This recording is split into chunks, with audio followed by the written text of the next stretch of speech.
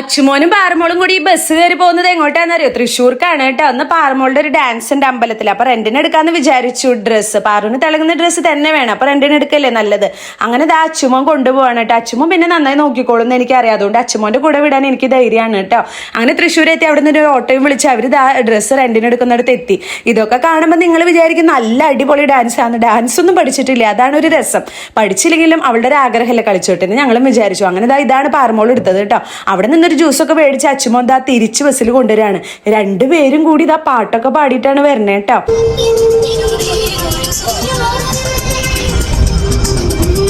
അങ്ങനെ അവിടെ ഇറങ്ങി കടയിലേക്ക് പാറമോൾ ഓടി വരികയാണ് ഞങ്ങൾക്ക് ഡ്രസ്സ് കാണിച്ചു തരാൻ. അങ്ങനെ അവിടെ എത്തിയിട്ട് ഞാൻ പാറമോൾക്ക് മൈലാഞ്ചി ഇട്ട് കൊടുക്കാണ് കേട്ടോ. ഞാൻ ഇടുന്നത് പാറമോൾക്ക് ഒട്ടും പിടിക്കുന്നില്ല. കാരണം ഇത് എന്ത് ഡിസൈൻ അമ്മ ഇടണേന്നാണ് പാറമോൾ ചോദിക്കുന്നത് കേട്ടോ. കടയിൽ നല്ല തിരക്കായതുകൊണ്ട് അതിന്റെ ഇടയിൽ ഞാൻ എന്തൊക്കെയോ ഇട്ട് കയ്യിലാക്കി കൊടുത്തു. അങ്ങനെ അവസാനം വീട്ടിലെത്തി കുളിയൊക്കെ കഴിഞ്ഞ് ഇതാ തിളങ്ങുന്ന ഡ്രസ്സ് ഇട്ടിട്ടുണ്ട്. തിളങ്ങുന്ന ഡ്രസ്സ് ഇട്ടപ്പോൾ പാറമോൾക്ക് ചൊറിഞ്ഞിട്ട് വയ്യ. അങ്ങനെ അതൊക്കെ കഴിഞ്ഞ് ഇതാ ഞാൻ മേക്കപ്പ് ചെയ്യാണ് കേട്ടോ. മുഖത്ത് എന്തൊക്കെയോ വാരി തേച്ച് കൊടുത്ത് അവസാനം കണ്ണൊക്കെ എഴുതി പാറമോളുടെ മേക്കപ്പ് ഒക്കെ കഴിക്കുകയാണ്. ഇനി വേണം നമുക്ക് പോകാനായിട്ട്. ഈ മേക്കപ്പ് ഒക്കെ കഴിഞ്ഞതിന് ശേഷം പാറമോൾ ഉറങ്ങിട്ടോ.